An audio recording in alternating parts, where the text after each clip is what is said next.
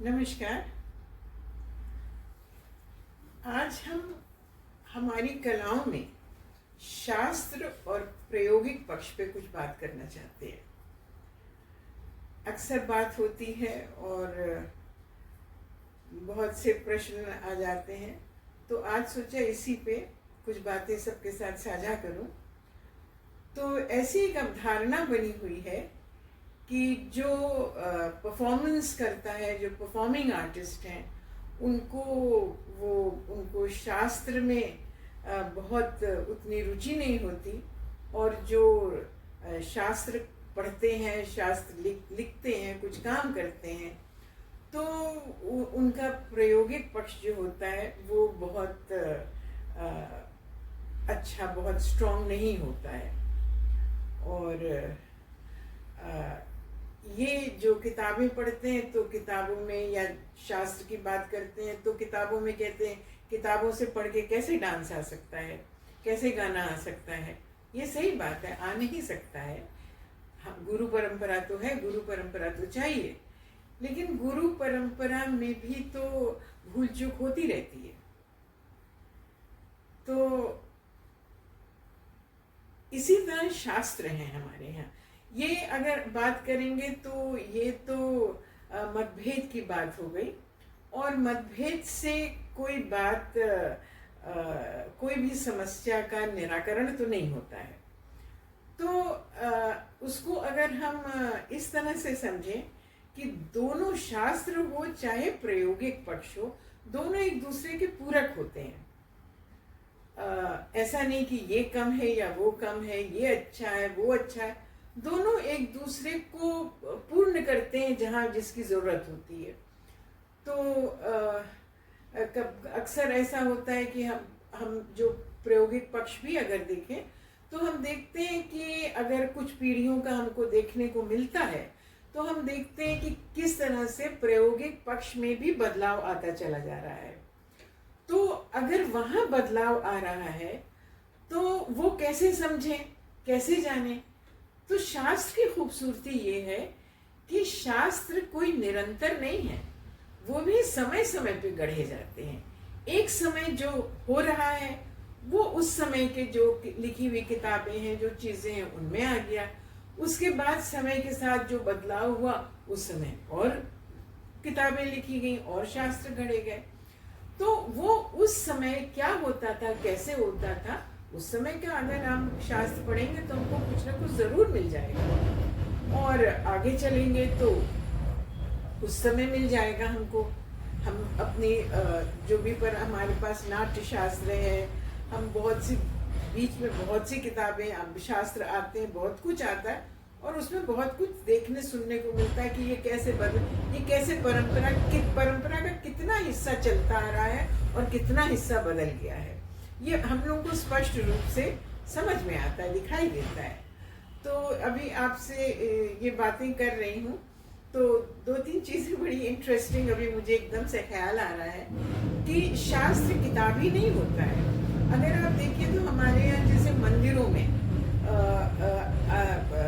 आकृतियाँ उकेरी हुई हैं, तो वो उनसे भी देखने से उनको वो भी एक तरह का शास्त्र है। देखने से समझ में आता है कि किस तरह का उस समय क्या पहना जाता था, किस तरह के मूवमेंट्स होते थे, किस तरह के वाद्य होते थे, कैसे प्रेजेंटेशंस होते थे। बहुत कुछ उस समय का सीखने को, समझने को मिल जाता है। और बहुत बड़े अच्छे गुरुओं ने तो रिकंस्ट्रक्ट भी किए हैं डांस फॉर्म्स इन आकृतियों को देख करके। एक और बड़ी इंटरेस्टिंग बात आप लोगों के साथ साझा करना चाहूँगी, ये शास्त्र और प्रयोग को लेकर के। हम जब डांस सीखते थे तो हमने विक्रम सिंह मान साहब से कभी तोड़ा नहीं सुना था, टुकड़ा सुनते थे। ये टुकड़ा है, ये टुकड़ा सीख लो, ये परन है, ये तिहाई है, ये परमिलू है। लेकिन तोड़ा शब्द विक्रम सिंह मान साहब से हमने कभी सुना नहीं। लेकिन वहीं और लोग थे, उन लोगों के मुंह से तोड़ा सुनते थे, और लखनऊ के भी कुछ लोग थे जिनसे तोड़ा सुनते थे, और जयपुर में तोड़ा सुनते थे। तो मुझे समझ में नहीं आता था कि ये डिफरेंस क्या है दोनों में, तोड़ा और टुकड़ा। सुना था जब मैं बड़ी हो रही थी कि तोड़ा एक गहना होता है, एक ऑर्नामेंट होता है जो पैर में कि हाथ में पहना जाता है और वो बीच में पहनते हैं। तो वो जो है वो डिवाइड कर देता है, तोड़ देता है उस क्रम को, उसको तोड़ा कहते हैं। अब हमारे नृत्य में कैसे तोड़ा हम समझे, क्या समझे, तो अभी कुछ काम कर रही थी और पढ़ रही थी, तो बहुत इंटरेस्टिंग एक रेफरेंस मुझे मिला, तो हमने सोचा आपके साथ ये साझा आप लोगों के साथ करें। क्योंकि टुकड़ा तो हमको ऐसा लगता था कि वाजिद अली शाह साहब के समय का है, क्योंकि वहाँ पे अक्सर देखती हूँ कि कई चीज़ों में टुकड़े का बहुत प्रयोग होता है हमारे लखनऊ में, तो शाही टुकड़ा है और इस तरीके से बहुत सी चीज़ें। तो हो सकता है कि वो टुकड़ा कोई छोटा पीस होता हो, डांस के लिए यूज़ किया जाता होगा, लेकिन उसको कोई प्रमाण हमें ऐसा नहीं मिल पा रहा था कि हम उसको उस बात को कह पाए। अक्सर जब बात करिए तो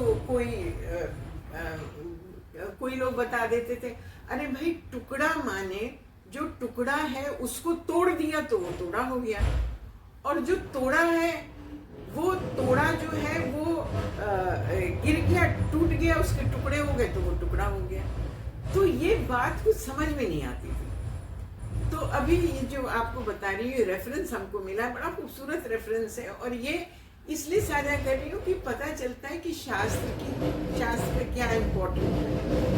तो ये किताब में लिखा हुआ और ऑथेंटिक किताब है, इसमें लिखा हुआ है कि टुकड़ा जो है शब्द, ये शब्द जो है, ये जो तबले के बोल बजते थे, बंदिशें जो छोटी छोटी बनती थी, तबले की बंदिशों को टुकड़ा कहा जाता था। तो ये मुझे मतलब बहुत एकदम से बड़े अच्छा लगा कि अरे ये तो बड़ी अच्छी बात इन्होंने बता दिया। क्योंकि जो पहले पखावज, कथक की बात कर रही हूँ, जो पहले डांस होता था कथक, उसमें पखावज बजता था, और वो लमछट परने और बड़ी बड़ी परने और इस तरह की बंदिशें होती थी। तो जब तबला आया तो तबले की बंदिशें छोटी छोटी होने लगी पखावज के परिस्पर। तो ये उसमें लिखा कि तबले के जो बोल होते थे, बंदिशें होती थी, उनको टुकड़ा कहा जाता था। तो इस तरह हमको ये समझना चाहिए कि कोई मतभेद नहीं है, ये दोनों एक दूसरे के पूरक है, और चाहे वो परफॉर्मिंग आर्टिस्ट है, कलाकार है, चाहे वो शास्त्रकार है, दोनों को एक दूसरे का साथ बैठना चाहिए, बैठक होनी चाहिए, विचारों का आदान प्रदान होना चाहिए, समझना चाहिए, तो बहुत सी बातें सामने आएंगी, खुलेंगी, रहस्य सामने आएंगे जो कि अभी हम नहीं समझ पाते हैं। तो इन्हीं शब्दों के साथ आज खत्म करती हूँ। धन्यवाद, नमस्कार।